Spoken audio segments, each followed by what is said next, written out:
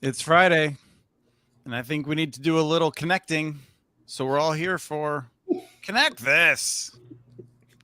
You like that, Travis? It was awesome, actually. Yeah, That's and I one like of your better openings. Yeah, that was one of the best ones. When people tell me that I'm good at this, I usually assume they're talking about the middle part of the show and not the beginning. We're loaded for bear today. There's stuff to talk about. I was hoping to wait till next week to talk to folks because it's been busy times, but there's so much. So I'm really glad to be here with the usual crew. We got Doug Dawson from CCG Consulting. Welcome. And I am ready. It's Friday afternoon, and Kim and I are going to get into it today. Yes, that's exciting. We've got Travis Carter here from USI Fiber, who's building as fast as he can now that everything's green and beautiful here. Yes, and I saw the agenda for today, and I doubt I have much to add, so I might finish my lunch. So thank you. There's something that not only that you'll be able to add to, but you've inspired in the first section, which is a little surprise. Brief section, but before we get to that, Kim McKinley, UTOPIA Fiber, Deputy Director, CMO, and a lot of other things because they don't have very many people on staff, so Kim does most of the work. Yeah, all of it. Yeah, no, we have a lot of people who do great work, but I'm excited to be here, and I'm excited to get in the fight with Doug. Screw that, Chris, you're getting mad today. It's me and Doug going at each other. Good. I'm gonna just loosen up my shoulders to get some weight off. So we also have two special guests joining us. Christine Parker, who has been on before, who's on our Community Broadband Networks team, is our GIS and data guru. She will be joined by Alexis Struby from the University of Chicago, and they will be here to talk with us a bit about the challenges and the challenge process that there's been comments on. It's not totally wrapped up, but what the rules look like and how it all works. And as we lead into that, I'll offer a brief refresher on what the timeline is as best we know it for things happening around the BEAD dollars, just because no one seems to actually be able to remember what's going on in this space. So when things are happening. I am enthusiastic because here we are. I'm going to pop this up here. Share screen. This is something I've been waiting for years. Mine Own Alley. Yes, we have a subcontractor for CenturyLink who is bringing fiber down my alley, and it's awesome. I'm so excited. I have been years blocks away from fiber to the home, and I am now, I think, a month away from having it connected to my home. So that's awesome. You're going to not buy you're not going to wait for Travis. You're going to buy from CenturyLink. I'm gonna practice on this fiber with CenturyLink until the professional comes down. Good answer. Yeah. Okay, we buy that. Okay. I went out there and I was talking to the guys, and I just stood out there taking some pictures and stuff like that. And I was like, "So is that 144 or 288?" And then they started chatting, and it was a good discussion. Across the street, they got held up. Well, first of all, there's two things that happened that I thought would be interesting for realities on the ground. One is they're coming down the alleyway, and one of the neighbors is having a massive, massive cottonwood removed. So the alley's totally blocked up with that truck. You know, this is the sort of thing that happens, right, Travis? You got a plan, and then boom, someone's removing a cottonwood tree. You can't get the access. Well, let's be clear. They're doing it the easy way on the existing poles they already have down the alley. Kim and I directionally bore this fiber in. So when I see that picture, I see, you're cheating. So the other thing is something that I think happens with you, which is across the main arterial, just on the other side, just down that alley a little bit, there's a major arterial street. And on the other side, they were going to directionally bore one block from the vault to get to where their aerial plant is. And there is not a lot of room in the right of way. And there is a big old natural gas pipe running along there. And there's no space for them. So they're going to be delayed a few weeks while they get on the pole that's around there that they were not planning on getting into. And I think that's the sort of thing that I don't know if your planning usually catches that. I think probably the walkout, you wouldn't necessarily see where things are underground, but you plan on going some area and then it's all filled up and you got to figure out some other way around town. We need to take a bet here, Travis. How long till he actually gets hooked up? Oh, I like that idea. I say 3 months. Or more. But, you know, the thing is there was nowhere for them to go economically, right? In Kim's world and in our world, we would have to trench that area at incredible expense to go through because we don't have the luxury of being on the poles. So again, you would have to trench it in order, and that's because you could get closer if you trenched. Yeah. You open trench, then you can lay in on top of there. Yeah. You would have had to remove, a full block worth of sidewalk. Would be you have to get rid of all that sidewalk to trench that. Yep. So there is a way to go underground everywhere. It just maybe doesn't work on a spreadsheet. Yeah. So you didn't think you had anything to add. So that's number one. That's all I have to add, other than the fact that I think the maps have made a big improvement, haven't they? And all this free money should be out to everyone by now, Chris. Is that what I heard you say? Yeah, that's what you heard me say. Okay. Yeah, only it's opposite day. So okay. We had a great show without Doug. Our previous show 2 weeks ago. Would have been better with Doug, of course, but just for people who missed that, we are going to be trying to pull more clips of shows and getting them out there. But our discussion with Longmont was really good, and I wanted to make sure people knew about that. And I also wanted to note that as soon as we got into the green room, Travis said something, and I think Kim agreed, and so did our guests, which was, they have a terrific partner who is able to work with them on the wireless to make things work.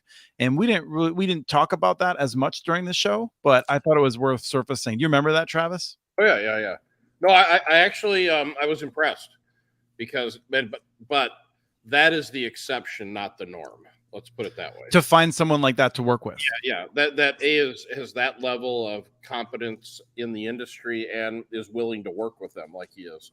I was pretty impressed. Yeah, and that was Ron Valdez, who runs Val Technologies in Colorado. Yep. So all the content doesn't happen on the show. Sometimes it happens off the show too. There's a little bit. Yeah. Backstage Okay. is a big deal, right? The next quick hit before we get into it is I was talking yesterday with some folks that are building a brand new fiber company to serve a very unserved part of Vicksburg, which is mostly unserved or underserved in Mississippi, an area with a lot of low-income families. And we were talking about how they can get started and going, talking about the challenging of bank financing. They have some financing to get going, but it just really hit home again what Travis has said before many times. It is, I think, a real failure of federal policy that there is no path for people that have already been in the industry, who know what they're doing, to establish a new entity and get funding. And I understand if we're not going to give them $30 or $40 million, but I think the idea of audited financials should apply above a certain dollar limit. If you want to basically get $500,000 or $1 million to prove something, I think federal programs should make money available, even though it's a slightly higher risk, in order to help people prove out their business models and then give them more if they succeed. So I don't know if anyone else had any thoughts on that, but I just feel like we're really missing an opportunity here. I've been I actually had talking go ahead. Go ahead. You first. Kim I first, was like, then I Doug. actually had a conversation about this yesterday because somebody was looking about like grants and what they do with these things and how they apply for them. And I'm like, unless you know somebody or you have a proven business model, you're not going to even get across the line to even be considered. So it is a little bit of an obstacle for a lot of new providers or unknown people who are buying into this space right now. So it is a really interesting market. And I couldn't agree with you more that I think that some of these smaller guys need to at least have a chance at some of the money. I've been talking to a lot of state broadband department, groups, and the way they view this is there are points for all these various topics. You're not disqualified for not having audited financials. You just don't get as many points. And so they have some leeway to give you points elsewhere if they really want you to get a grant. They're going to give the money to who they want to give it to. They're always going to find a way to do that. I don't think it's as bleak as you might think it is, because these are not pass-fail sort of items. However, if they don't know you're brand new and they've never heard of you, then they're not going to give you that. So that supports what Kim said. But if there are lots of groups where the state broadband office is going to say, you know what, those guys deserve it, and they're going to find a way to give them the money. So because they can score grants pretty much any way they want. So Right.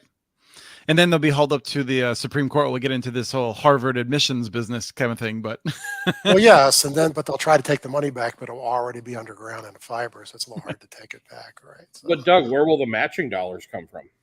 well, they have to have those. You got to have. yeah, in this case, they would have matching dollars. I mean, you're talking about 25% match. They can't excuse you for that. You got to be able to pay for your piece. Yeah, but where are you going to finance matching dollars if you're a new entry? Well, so in this group in particular, they have some funds, and they have enough funds to get started with like maybe 100 or 200 homes. If they could get $250,000, that'd be another 100 homes, and then they'd be on their way to having those audited financials. Which, by the way, if they were to start with that today, in 2 years, there will be substantial money still available that they would then be able to get those points for on the application. So, if they had to come up with, say, $125,000 to match a $500,000 award or something like that to prove their case, they can do that in this case. And I think many of the people here could do that. But they can't get much larger because they can't. But then where do they go from there? I mean, they can't go to the bank. They're completely not. Yeah. Right. No, I mean, at this point with the interest rates, that's certainly not happening. But, Not even- where they go next, Travis, is like the states are going to be handing out money for several years.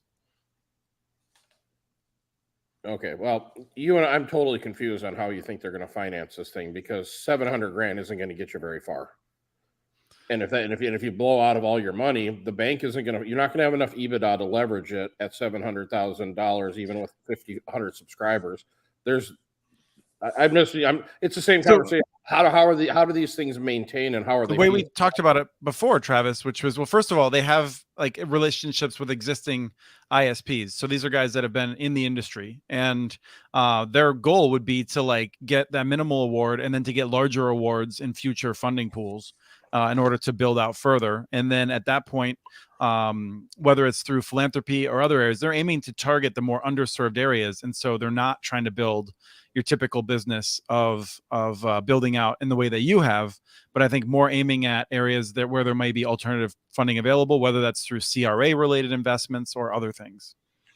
Well, Right. Travis's question is, if you're below a couple thousand customers, how are you sustainable? And that's an issue I have. I have a hard time proving a case for small ISPs, except when they're one-man shops. I mean, those guys can do it. But yeah. Well, in this constant, you have to go find the next government program to attach yourself to. I mean, that's a tough way to do business. Yeah, I just can't imagine that. It's doable, but it's hard. It is. Yeah. Oh, it's hard. Wow, is that going to be hard? We've gone in circles about this over and over. It is going to be hard, but what is the solution? Are they going to buy up more smaller ISPs to make the economy of scale work? What is the solution to go forward? Because it is going to need government subsidies for some of these smaller ISPs. But do we think that those are going to come? Or do we think they're going to actually have to make a business case? I think the subsidies are going to come. I think it's a smarter bet for the ISPs to get the money and just assume money's going to come down the line in a few years. Personally, I'm with Kim. This problem isn't going away, right? And we had a conversation this morning with someone who really put it well in terms of saying that a lot of people haven't yet figured out that BEAD is not for them. And other people, we're going to see it misspent. There's going to be a lot of anger and frustration. And, in 2027, states are going to be looking around, and even if there's no federal dollars left, they're going to say, we have a great need to get people on the single most important utility of the next 50 years. We're going to find a way to make investments in it. And so there is more government money coming to make sure people are connected, as long as there are people who are not connected. That's what I see. Same thing we saw with electricity, same thing we saw with telephones, more or less what we saw with roads. We important utilities get built out to people. So take that, Travis. I think we're starting a fight, Chris. I think we're starting a fight here. Travis doesn't like it when I rant at him, apparently. He just likes to rant at other people. I humbly disagree. And as well as I do, the vast majority of these dollars are going to go to the incumbents. Mm-hmm. And the small ISPs are going to put up a good fight, but they're not going to have the financial wherewithal to sustain. And then somebody will come in and buy up their assets. So at least I hope they put fiber in the ground. Yeah, they will be putting fiber in the ground, but I will say that I think when we say the vast majority of money, I say the majority of the money will go to the big incumbents. That's still an unprecedented amount of money that's available for non-traditional and exciting providers. That is not available to you, Travis, but nonetheless, there is a lot of money out there for interesting new business models. And you know what? I've told you from the beginning, I would love a scenario where the first $5 million in the grant, you don't have to have matching dollars. If they did something like that, this would be a game changing. But to match dollar for dollar from dollar one, It's not dollar for dollar. It's dollar for $3, to be clear. well, okay. Well, Still, no, it's Yeah. at most $3 to 1 because it's going to be a reverse auction. Just so you know, you're going to get points for asking for less than 75%. So Right. it's going to be a race to the bottom. So We'll see. I mean, I think different states are going to do it differently. But the thing is that when states screw it up, there's going to be, I think, a political cost. And I think there will be learning and we will see improvements. yeah, I mean, the real new guys who are going to not get funded, I believe, are the ones who are equity funded, who've never had one customer and they want $50 million. And the broadband offices are just going to look at them and go, how could we possibly trust you? So I think those guys of them. I think the little guys you're talking about will probably get money. So, yep. I hope so. And I mean, we've seen this like Wisconsin, Minnesota, to the extent they've given out money. We're talking about, like $100 million in Minnesota. And I think tens of millions of dollars in Wisconsin. I don't know if it's more than 100 million, but it's a significant number. Those have almost all gone to local co-ops and existing telcos. So it's not like new guys, but it is the smaller companies. So states have a record in many cases of using this money intelligently already. So Travis? Yeah, so the Wisconsin model. So we took, that was our foray into government sponsored broadband, and the financial model didn't change significantly. You still had to be able to get bank financing to attach to the debt, dollar for dollar. I mean, it's a great program in Wisconsin. Don't get me wrong, but if you don't have the financial wherewithal, you can't participate in the program. That's the sad reality. At least the programs I've seen. Okay, so I have a question for you, Travis. What is, like, if you're looking at their financial statements, what are you looking for? Are you looking for them to be profitable? What are you looking that you view success as? Basically, and Doug's seen more of these than I have, but dealing with banks, it's a multiple of EBITDA. So three and a half times. So if you've got $100,000 of EBITDA on a trailing 12, mind you, so you've got it's the last 12 months, you can borrow $450,000. And that's assuming you have the collateral. And that's assuming that you're a known entity with a known bank, and now with the interest rates the way they're at, they're not onboarding new ventures like they used to. That's what it is. The math is the math. Now, if you can get a bank to do last quarter annualized, that helps your position because your EBITDA is higher, but very few will. So that's just the reality of the math.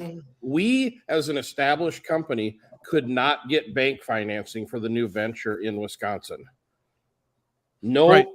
Couldn't get it. So right now, Minneapolis is funding Wisconsin from its revenues, and we're probably till you get to what, Doug? I don't know the math I did, 4,000 subscribers until it can stand on its own. Right, that's a 2,500 to 3,000 is a break even. I see. Yep. Let's be clear then. You've got a cross subsidy from the Vikings to the Packers. I'm happy about that. Well, and then I went out to Wisconsin actually for the first time last week, and I did not appreciate the complexity and the distance of rural construction. It's not like what you do, is it? No, Travis, last week I was at Hoopa Valley in California, flew into Medford for people who are familiar with the region, and took Highway 96 off of I-5, just in the northernmost part of California. Took Highway 96 down to Hoopa, which is about 3 hours of driving. I don't know, less than 100 miles, I want to say, on these roads, which just like following the Klamath River and then the Trinity River, and going through these burned out areas. And there was fiber almost the whole way. In fact, Russ Elliott was involved in that project, who's been on the show before. And I want to have him back on to talk about this, because it's wild to me how much it must have cost to put that fiber in along that route. It's crazy. And there's like 40, 50 miles where there's nothing in between. But he's in a co-op, right? No, he's at a family-owned telco, one of like 8 or 9 in California. That's right. Yeah. But I will tell you, plowing in drops, that's awesome. Super cheap, super fast, but you got to drive 20 miles to get to the drop. That kind of space. Travis, question for you. Does that revenue to loan ratio remain true for government guaranteed loan programs? So when your balance sheet's your balance sheet. Yes. Yeah, exactly. Yeah, there's no magic financing out there. There is. It is. Doug said, I can't say it any better. Your balance sheet dictates your ability to get financing. But this is where I'm a little bit confused, because there are programs. I mean, let's just, for instance, the outlier, California, 100% of the cost. Like, why do you need to talk to a bank if you're getting 100% of the cost from the state? That doesn't happen very often. There are a few grants like that, but that's really rare. Yeah, if you're lucky enough to get a grant like that, more power to you. But that's the first time I've ever heard of something like that. The majority of them that I've seen are 50-50 or less. And then I would agree. I mean, like Chris on the 100% grants, I think those are the ones I would be more stringent that they have to have a track record than anything else. Because if you're giving them 100% of the money, you would hope that they wouldn't just give it to a new entity who has no idea what they're doing. Although I've never seen a 100% grant not go to someone who's very entrenched. Yeah. I was gonna say, like, if I'm on the CPUC and the California Public Utility Commission, and I have a choice between giving it to like Joe yesterday, fell off the turnip truck, or Frontier, I'm going to look at that track record, the absence of a track record, as a real bonus. Well, what was the old adage? Nobody gets fired for picking IBM. Yeah. Okay. I'm gonna move us along. Another quick one. Charter Spectrum. Doug disagreed, but I've seen two different pieces of evidence that Charter Spectrum, apparently, according to a discrete inquiry with folks at National Digital Inclusion Alliance, they've not heard of others doing this, but they do believe that Spectrum is doing this. The $29.99 month plan, which is what people are using for ACP to get free internet access, has a 2-year limitation. And after 2 years, you pay more. No other big providers are doing that, from what we can tell, kicking people off after 2 years. But Charter Spectrum apparently is doing that. So I will correct this if we are wrong, because Doug had just looked into this and thought they were not. But we've seen it in two places in the fine print where they are saying it's a 2-year maximum for that $30 a month plan. Oh, I didn't disagree, because what I told you was Charter is now infamous for giving different prices and plans for different zip codes. They have fine-tuned their marketing where people literally, when you go to the web from your house, if they know where you're at, they give you plans for that zip code. So I have no doubt that they're doing that in some places if you found it. I mean, the people at the Digital Inclusion Alliance, they know, I'm sure they're correct. Charters, I mean, that's amazing that they would market to that small of a scale, and that they would screw people to that small of a scale. Yeah. Go figure. Right? My understanding is they and a couple others have a record of trying to sign up people who are not eligible, like, to a much greater number than others are. Like, there's going to be errors here and there, but it sounds like Charter and maybe one or two of the other big companies are just overloading the system with, like, trying to, like, sneak people through or something. I don't know. Now that goes back to their history.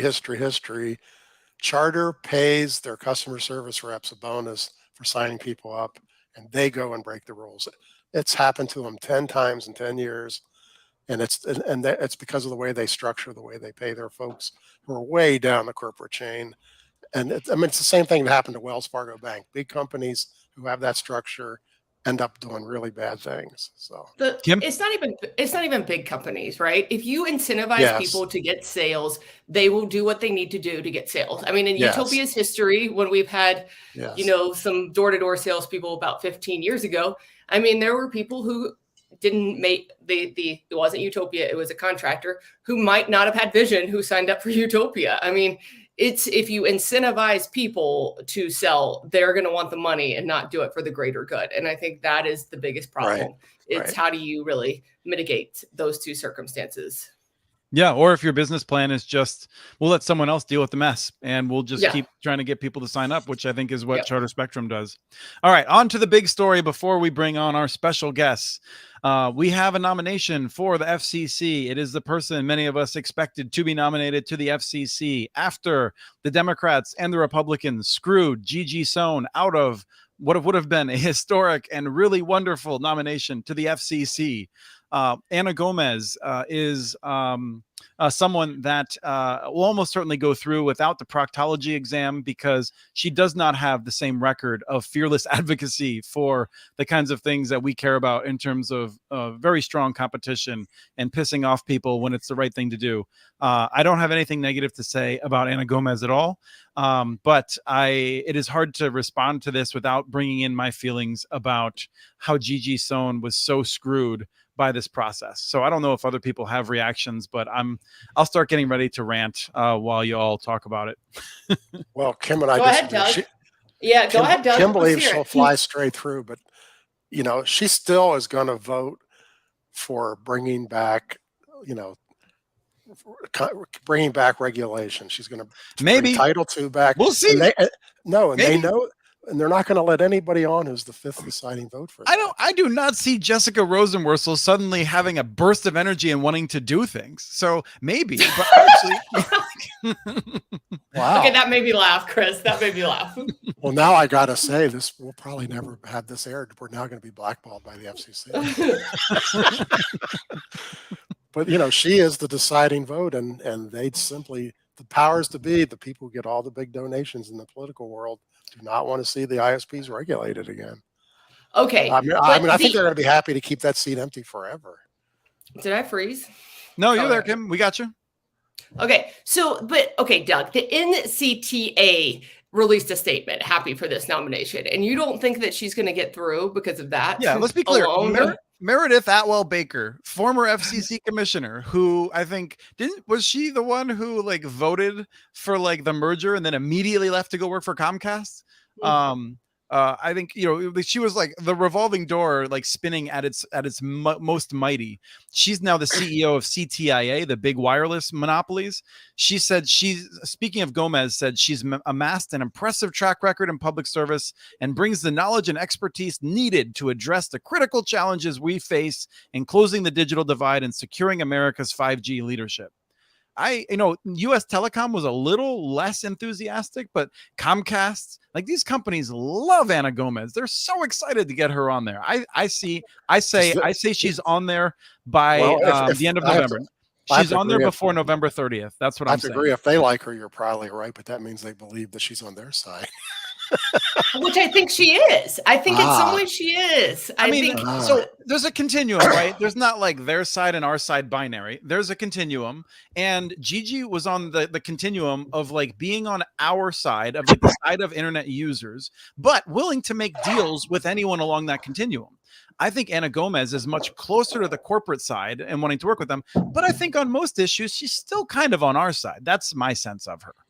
I thought there was no side, Chris. You just told us there was no side, and then there's a continuum, and you're somewhere along it. Then he picks sides. Yes. The two sides I see are right now. We're in the side of there's absolutely no regulation. To the other side is regulation again. And if they like her, she's not for regulation again. I'm sorry that Heidi Heitkamp's not going to get a big payday to slander her with AT&T money and sell out rural people while pretending she loves rural people. This kind of stuff that goes on. Joe Manchin's leadership team, the people that left his office and took paydays from Comcast. Maybe it was just one. I don't know exactly how many, but I feel sorry they're not going to get more money in order to try to stop the nominee. I think, Doug, I think people recognize that what Jessica wants more than anything is an excuse for why she couldn't do things. Jessica wants to talk big about helping out kids in schools and then do the minimum and say, I would have done more, but my hands were tied. I couldn't do it. And I think that's what we're going to see from the FCC. Anna Gomez is going to get in before November 30th. This is my uninformed speculation. I haven't talked to anyone in DC about this. And then the FCC is going to say, you know what? It's an election year. Oh, we want to do stuff, but it's an election year. We can't do anything. Yeah, you're probably right. I think this is a bet in the making. When does she get through the line? How come you think it's November 30th? I think it's happening this year. I just think I think she's going to go through pretty quick. Why don't you think it's August?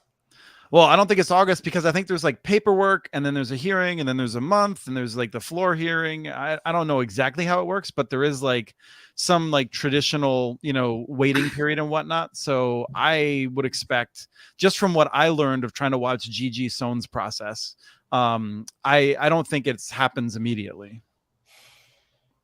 I think it will. I think they'll push it through. I think by the end of summer, she will be see, FCC actually, commissioner. Historically, when a new president comes in, most of his nominees are in 3 months. So Mm-hmm. most of them do happen quickly.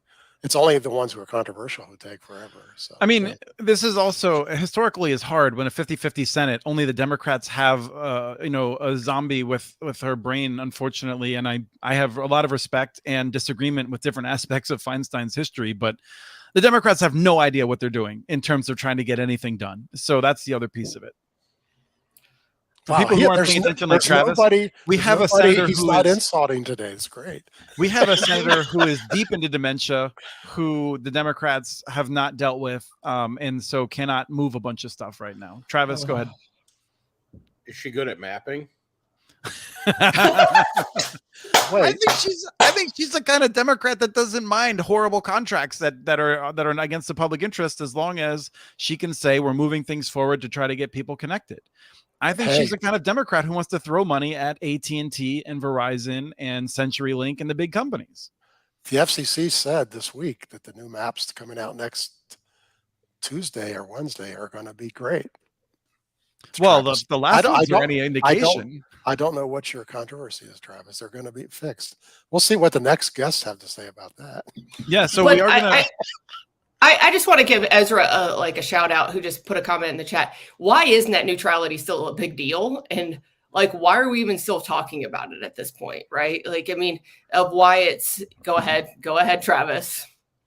Well, you guys understand net neutrality is in place for all the wireless providers.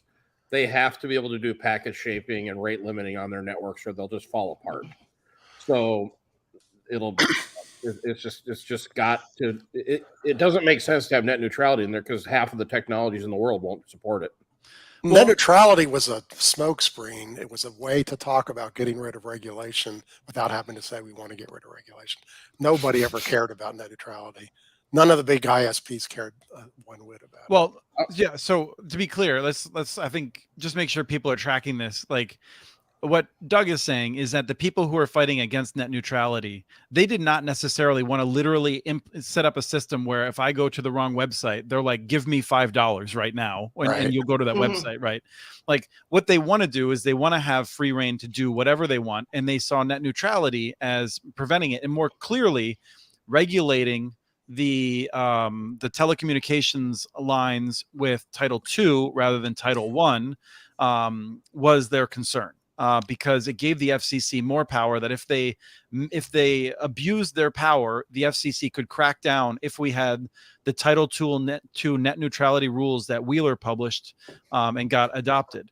And so the fight from their point of view was more about a regulatory fight. On the public interest side, people very much cared about net neutrality, and millions of people filled out comments, and many of us are deeply concerned about it, although... including millions of fake comments, which was wonderful. Well, that was more from the other side, I believe. Yeah. I believe it was very... there's no two sides here.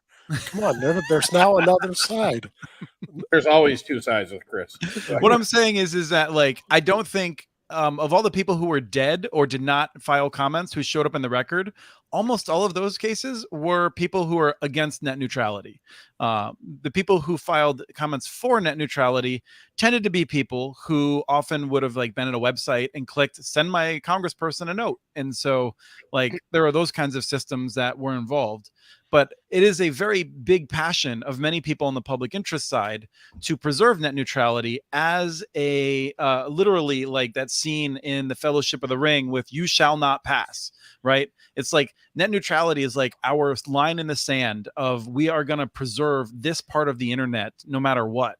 But we have that neutrality right now. We have that neutrality right now because California passed their law, and the ISPs nationwide are pretty much obligated to comply with it or get out of California.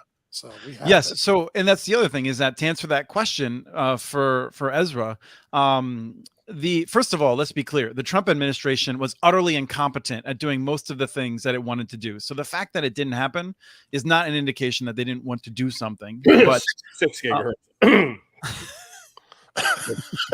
6 gigahertz tribal priority window for spectrum. There are things that the FCC did well. As far as the federal government goes, Ajit Pai was better than most of the Trump appointees. I will absolutely give you that. My point is more one of the net neutrality issue. The big cable and telephone companies haven't wanted to go out and violate it, in part because they knew that it would become a hotter issue, and then the FCC would have more of it would be easier for us to get net neutrality rules back through. So there's a balancing act that is going on multiple sides around this issue. Anything else? Yeah, We got to move on to our guest. Kim and I didn't really fight. That's kind of sad. I know. Doug, so have we time. convinced you, Doug, or have you just decided to not fight on like whether or not Anna will go through? Do you think in December we will have only 4 people on the commission still, or have we convinced you? No, I believe we'll have 4 people. I'm sticking to that. At least for this show. Oh. Okay, Travis, what's the deal? Like, are you with Doug or are you with us? Because we have 2 sides, just in case you wanted to know. Travis feels burned because I'm traveling or trying to spend a little bit of time with my family or working And my you photography job. keep slamming 6 gigahertz. He can't take that much more. Yeah. You know But what? I tried to make plans with Travis and then I broke them. I'm terrible. It's okay. I just look at the results. I'm a resultatarian. So we have 6 gigahertz now, and we have 9.5% interest rates at the bank. Not a good. It's bad. Not a good You're mix. resultatarian, except for the fact that we have no broadband maps whatsoever. And it was You have literally broadband maps. They're going to be good on Tuesday. Excuse me. I think Travis said it best probably about 2 months ago that we need about $100 million for those broadband maps to be correct. Underfund stuff. This is what happens, right? You know, I mean, that was at least a $5 billion project. And what they give them some peanuts? Peanuts. $50 million for a secret contract. That's hardly worth doing. You could barely do your neighborhood for $50 million. I mean, seriously. Let's bring on Christine and Alexis. Christine and Alexis are both here to talk about the broadband challenges that are coming up. What exactly is going on? And let me go to you first, Alexis. What are we talking about here? Well, we're talking about redoing that challenge process that we all went through with the federal maps. So the NTIA recently released a model challenge process guideline for states. So everything that everybody went through to fix those broadband maps that you were talking about at the federal level, that determined the amount of money released from the feds to the state. This process is going to be repeated again from the state to communities, locations, and ISPs that want a piece of the state money. That's what's going on. Also, forgive me, I am outside if you hear a lot of construction. AT&T decided to not work at my house today, so I'm actually outside one of the awesome public library branches in my neighborhood. And just a minute ago, there's an outdoor piano and a little girl was serenading me. So you'll have to forgive the background noise. But I warned AT&T I was going to come on your podcast. Is it a conspiracy? Like, did they turn off my internet today because they knew that I was going to come on here and talk about this? I don't know. I'm just saying, throwing it out there. Now, Christine, we've talked before with you about deficiencies with the map in a variety of ways.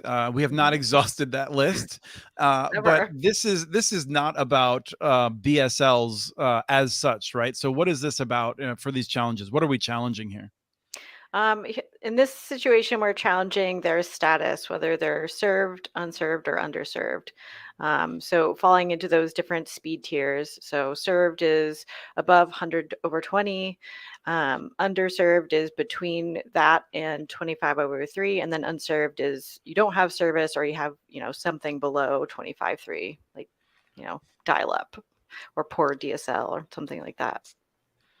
Okay, so let's do a quick timeline and see if I can get this right. Just start shouting and laughing when I screw it up. Right now, the states are busy working on their 5-year plans. Their 5-year plans have to be done sometime in the next few months. on Tuesday next week, we are told that the FCC is going to release the new version of the map, which will tell us where all of the locations are currently that we agree exist in space, as well as whether they are served, unserved, or underserved.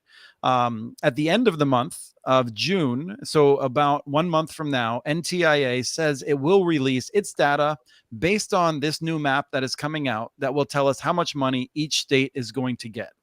When they do that, every state has 6 months to develop their initial proposal. The initial proposal is informed by the 5-year plan that is being developed right now, but is not the same thing. In 6 months, at the end of December, they will turn in their initial proposals to the NTIA.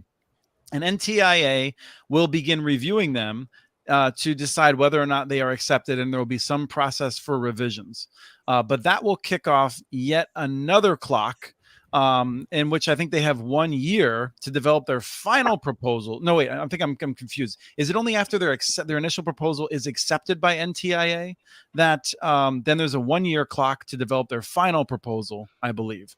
But this is less important. What is happening now is that states are getting ready. They will develop their initial proposals based on data that is coming out soon. And after they do that, they will have money, and they will have to go through a challenge process to decide in their state which areas are served, unserved, or underserved. There is no money that will be coming out anytime soon. The money will most likely be released a year from now-ish for many states, give or take a few months, because we believe it will take many months of review from NTIA on the initial proposals before anything moves. Is that mostly right? Except for the lawsuits that'll come after they screw a few states on the 30th of June. All right. Yeah. I saw Kim's hand as well. I lost you after the first sentence. I mean, come on. You're like more to do. Okay. I don't know. Rye is multi-talented. I have trouble finding it, but on NTIA's website, and I believe it might be they have a broadband map of each state, and each state has a list of deadlines and things like that. So if we can find that, we'll put it up. But if people want to look for that, it is a very handy page in the federal government that has a list of each deadlines by state. Alexis, you're ready to jump in there at the library. Yes, coming to you live from the Austin Library. I'm here to say it's extremely important that people still add locations to the FCC map. I know we're tired of it. We're over it. Everybody is bored of fixing the FCC maps. We don't want to look at them anymore. Christine can't even load the map. She gets banned immediately after opening the map. But we still need to add those locations onto the map now. It's incredibly important. I've been told by several different people at NTIA. Because if the location does not exist when the state money is released, you cannot. If it's not there, it's not there. And they can't So give you money. You still need to add locations to the map. Importantly, first and foremost, that needs to happen right now. People still need to add locations to the map. Secondly, I think boiling all of this down, obviously, as Kim mentioned, it's really complicated. And the challenge process, as it is recommended right now, also very similarly complicated. It adds layers of complexity from the FCC original challenge process. The reason that they do this is because they want to actually have tests that pass ISP standards, right? So knowing that these things are complicated, and knowing that our public stakeholders and our community organizations are already extremely taxed, I think that because we have this long runway, there's a lot of opportunity for organizing, collective action, and for awareness raising in order to be able to motivate folks to get themselves counted. Excellent. Yeah. So, that's very clear. Go ahead, Christine. I would just add to Alexis' first point about continuing to add locations, because as the proposed rules stand right now, it isn't clear yet if states will be able to adjust that list of locations when the third version of the map comes out in like November-ish. So, when the challenge process, when they're getting ready for the challenge process, will they be able to update that list with the new data that's coming out? That part isn't clear. So in the chance that it will be allowed, we should absolutely make our best effort possible to improve the data that's out there. Wow. And there are states who are adamant about using their own mapping data, and the NTIA and the FCC be damned. We're going to get some real battles here. So, does anyone know the answer to Matt's question here about why they didn't start with the public safety location database? I presume that that's one of multiple. Because CostQuest won the RFP. And it was up to CostQuest to make up those minds. On top of that, around the country, there's a lot of places, a lot of counties do not have maps. There's a lot of places that don't have GIS. I mean, those places don't have such things. You would not believe that, but it's true. So, yeah. Well, and I mean, I am deeply frustrated with the contract with CostQuest, but I do not doubt their competency. I think this is a very difficult challenge, and I suspect that was one of the layers that they used in trying to create this data. The problem is if you have multiple sources of data that have varying levels of accuracy, it's hard to figure out which one you pick in any given conflict. Let me add to, I snuck into some of the state broadband leaders mapping calls. Sorry, NTIA and FCC. Oops. But sneaking into those, they actually did ask states and locations to use postal address and 911 data to verify these locations. It's just that the window of time was so incredibly short. And to Doug's point, yeah, a lot of places don't have home talent to be able to do this quickly and efficiently. But now we have a longer runway. And so we can start figuring out how to matchmake and or borrow expertise. I know I used to work at Merit Network. They have a community of practice of folks that are centered on GIS and also data gathering techniques. So finding where to point people and organizing how to get data scientists working for good, that's kind of why, that's what gets me going in the morning. That's why I'm sitting outside the Austin Public Library getting bit by fire ants right now, talking to you guys, because I want any data scientist, any GIS person who's got idle time, start thinking about how you can use your power for good here. And Christine, maybe it's a good opportunity to plug the broadband Discord group. Yes, we have a great group of folks on Discord that are all very passionate about this topic, and we have some really good discussions on there, and people are creating some really great resources to help folks, just to automate the download of data from the broadband map. We've also got a book started to help these folks that are getting into the broadband and digital equity space understand how to work with these data, because it's not intuitive and there are a lot of issues with some of the data that are not clear, and it's kind of a hurdle to get used to that. And also, as Alexis was saying about, looking for GIS people, every state has a Department of Transportation office, and they always have GIS people. As you're laying fiber, the whole collaboration with roads departments, I think, is a really good tie-in. So that would be, I think, my suggestion, to look for people to collaborate with. And how do they join? The Discord channel. Can you put it in the chat? Yeah, let me. That's the way to do it. Yes, Awesome. it is. I will get a link. And then Rye should pop it up on the screen here, because when this is recorded, people don't see the chat, right? Actually, it will still be available on YouTube. Okay. Very good. It does get preserved. The last thing, I just want to make sure people have a sense of what will happen. So I forget exactly when it happens, but we talked about this on the Community Broadband Bits podcast. We recorded an episode yesterday. It will be up in the next, I would say probably not next week, but the week after that. And so we do a deeper dive into this discussion for people who would like to hear more about it. But the states are required to basically publicize their list of addresses that they consider to be served, unserved, and underserved. And then there will be a 2-week minimum chance for people to challenge. ISPs will be able to respond to those challenges, and the state will make a final determination. So that is the process that states are required to go through when that happens. And it's worth noting that for many of us who have followed grants, oftentimes the grant challenge process comes after money has been allocated. So, the state says we are taking applications. ISPs say, I want to serve this area. And then the state says, that looks like a good application. We'll fund it. And then other ISPs have a chance to come forward and say, no, we already serve these neighborhoods in here. So you have to take them out. And that's where that fight happens. Here, we're having the fight on the front end. So we will then have a list, and ISPs will be able to put forward their plans for serving those lists without fear that those homes would later be taken away from them, in theory. So we'll see how that works out. Completely in theory, yes.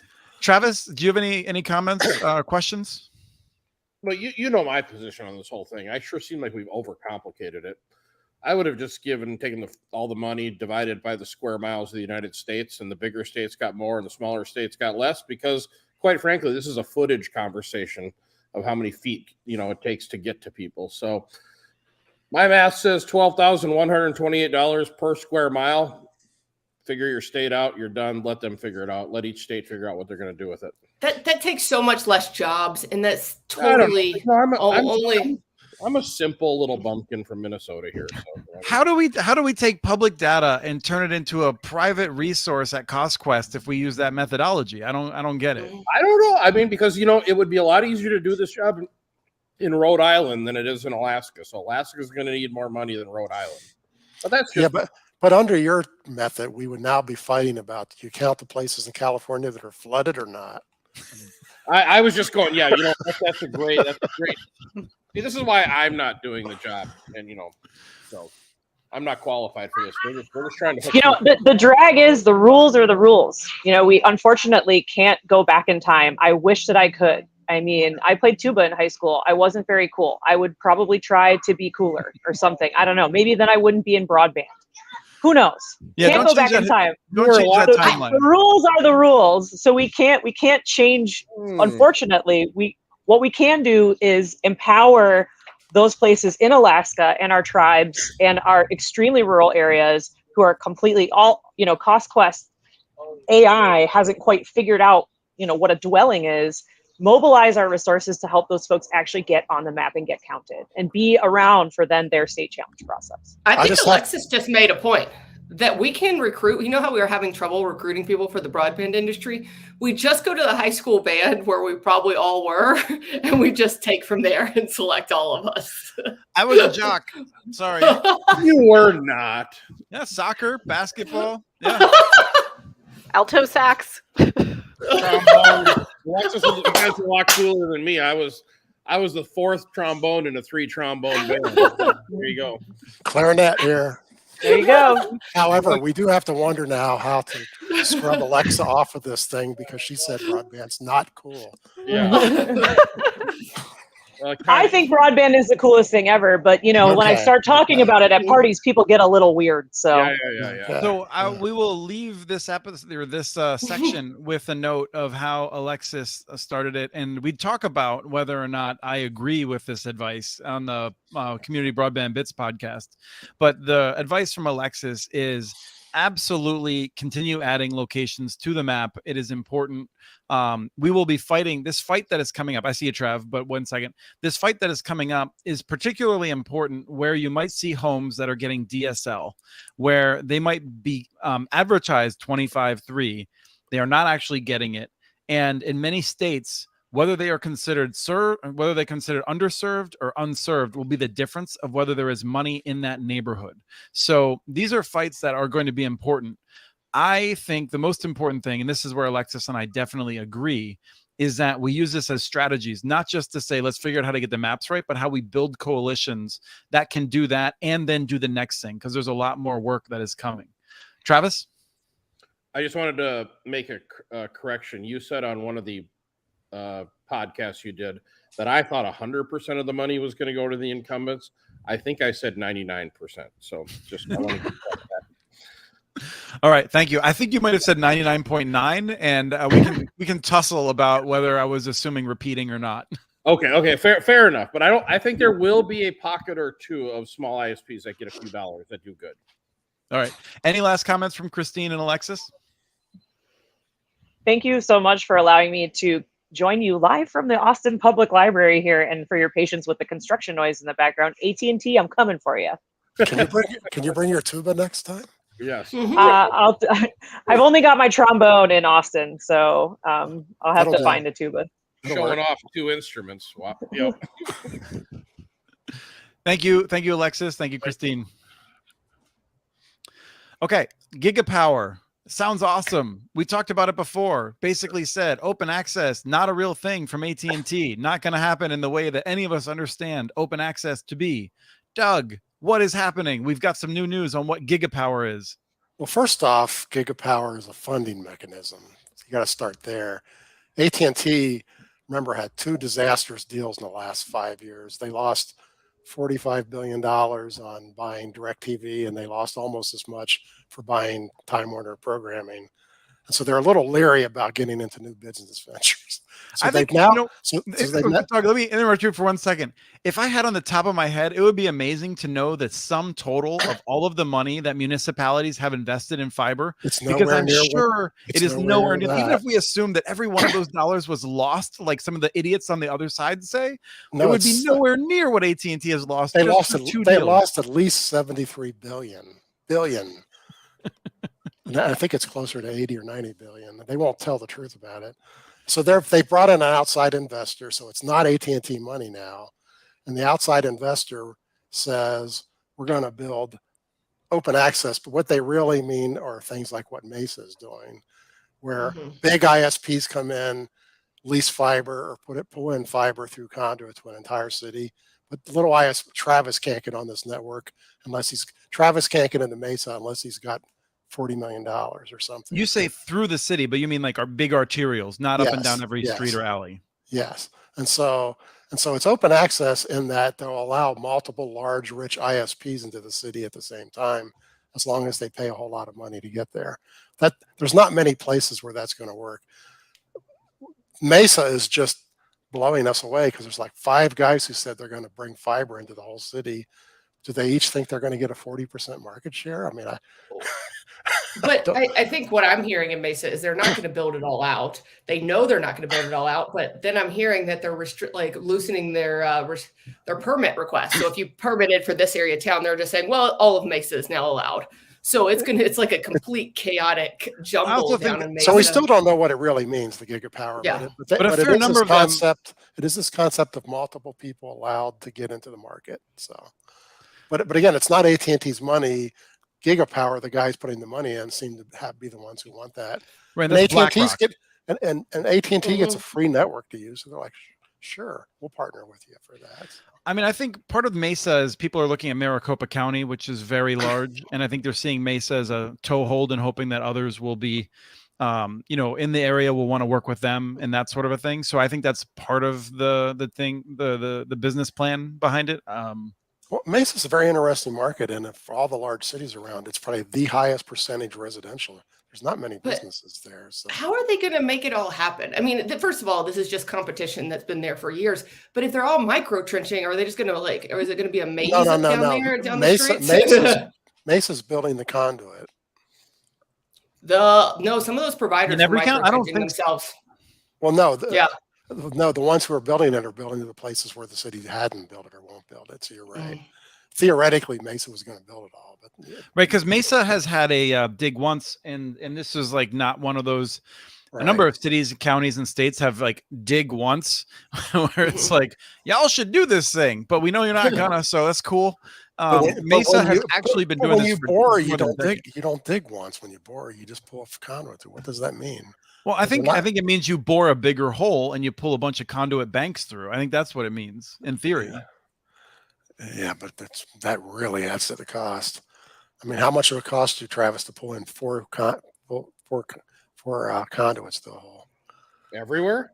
Yeah, a whole lot more. Yeah, no, and not hard to say in Mesa. Maybe not terrible. I don't know what their ground's like. Not their ground's not at least bad. Double, probably at least double. Right.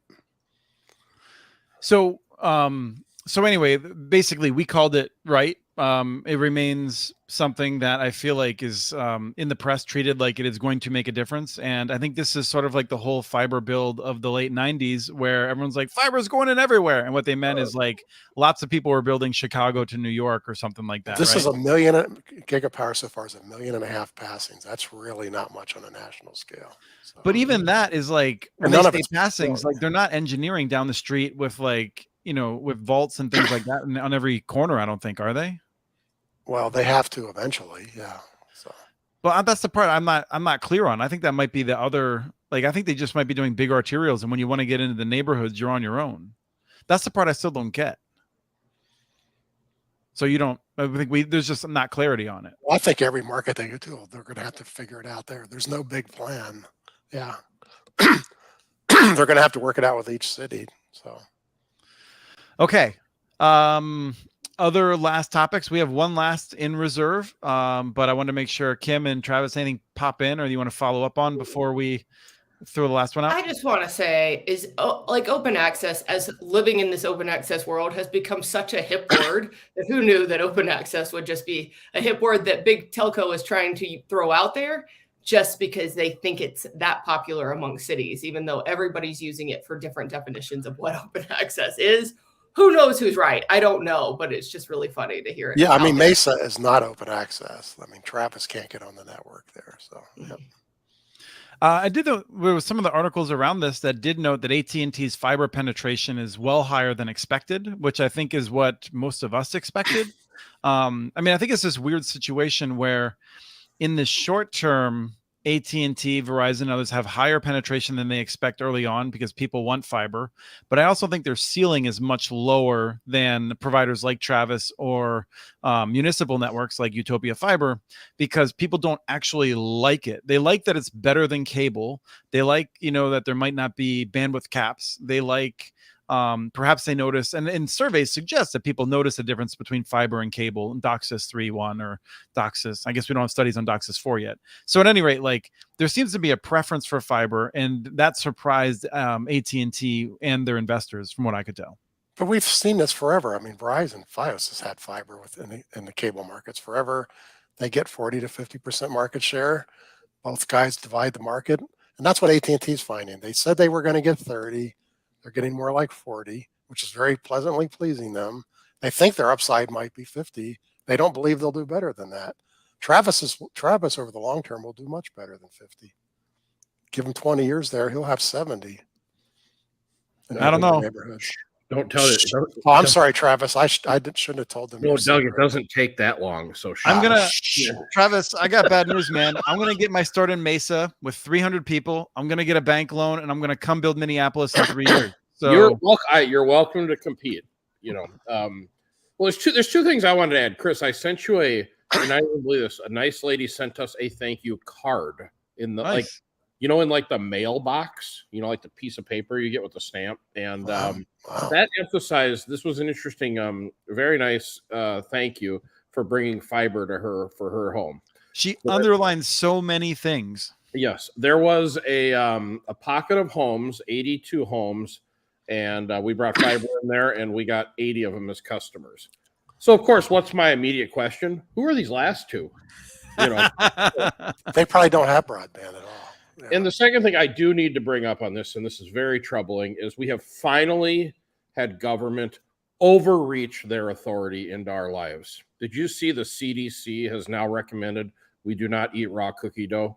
This is unacceptable government behavior, and I don't know. I think we're going to get a mutiny started here. So it was just a recommendation, not a law, you know. So thank you. I knew you'd say that's not new though, isn't it? Like I've seen that before. Anyways, it just came across a minute ago, and I was just like, this. I saw it this morning. Yes, I think it wasn't a recommendation before, Chris. I think it was your parents saying that you don't need salmonella. No, I've seen that. No, Travis wants salmonella. I mean, I don't want to freak anyone out, but my burger last night had some significant pink in it. I mean, that's the way I like it. Well, You you're going gotta to have a great camping trip this weekend. Yeah. I hope there's a restroom. You got to I recognize just wanted to stir the pot a little bit with something else because all you nerds talk about is broadband all the time. I thought this show was supposed to be more than that. you realize Travis's diet plan is salmonella once a month. That'll keep And cheese while we're doing this show. Yeah. Matt Rantanen and I have done a bunch of travel together, and we have talked about that. It has generally been in unexpected times with the gut stuff, but it is a way to really eat what you want on your travels without having to pay the price. Yes, Although you do pay a price, I guess. I recommend daily raw cookie dough. Yes, absolutely. All right. Cellular maps were released. I did not even know it until Doug was like, hey, we should talk about this. But They came out with their other maps. Right on the when you go to the map page where you did your challenge, there's the next right next to it's the cellular button. Which, by the way, I should note, I just checked again, and my challenge was upheld now, I think 3 months ago, and Nextera still says that I can get a gigabit symmetrical officially, just like all my neighbors can. But it was upheld.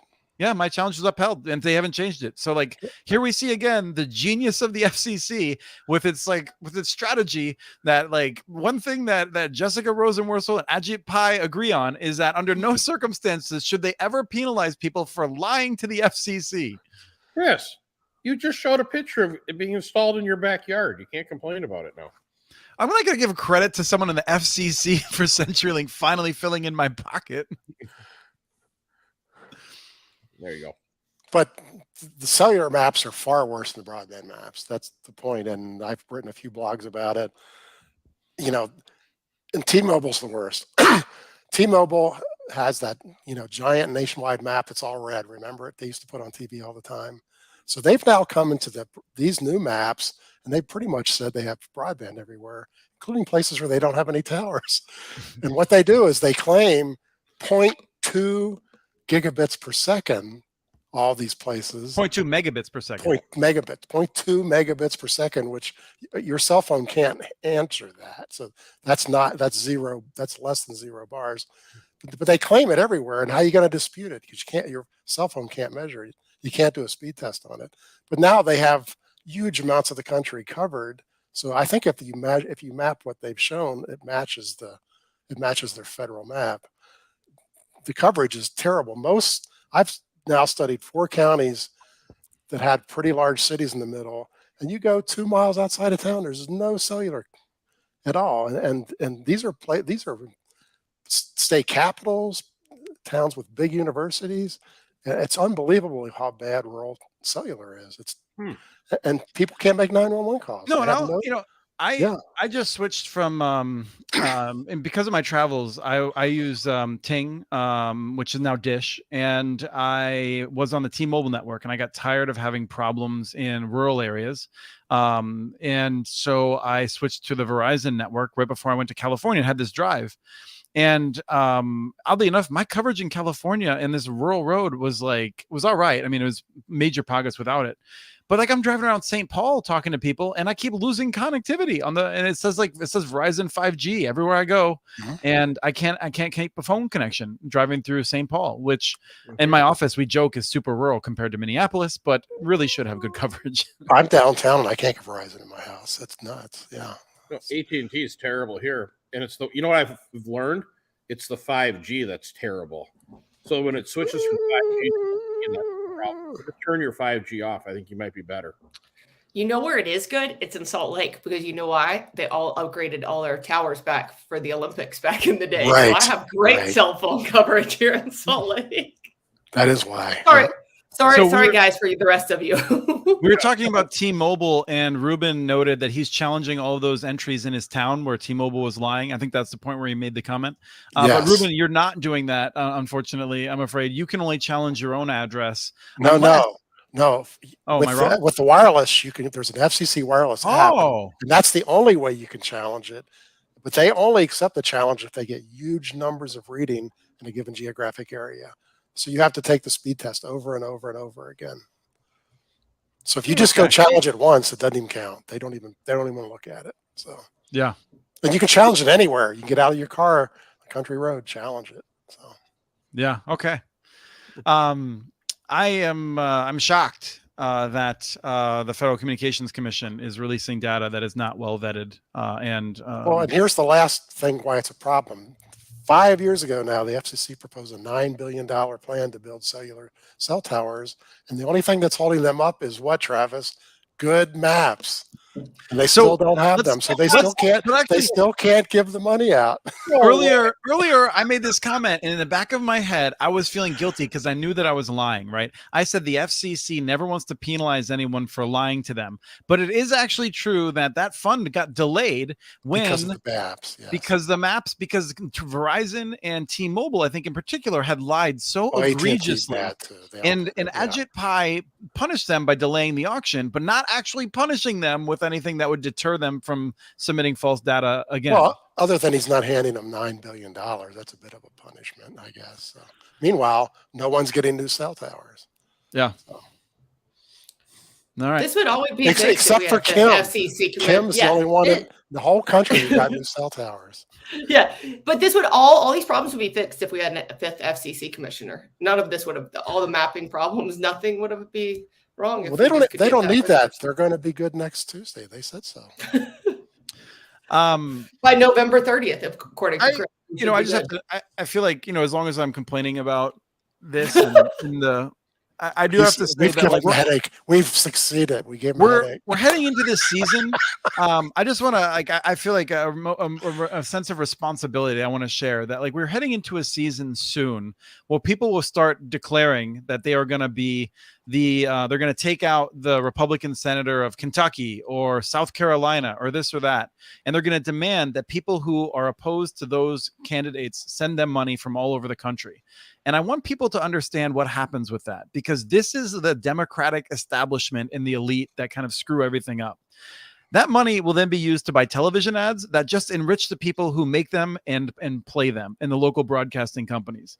Do not give money to people running in very unrealistic races. If you want to support local groups, do that.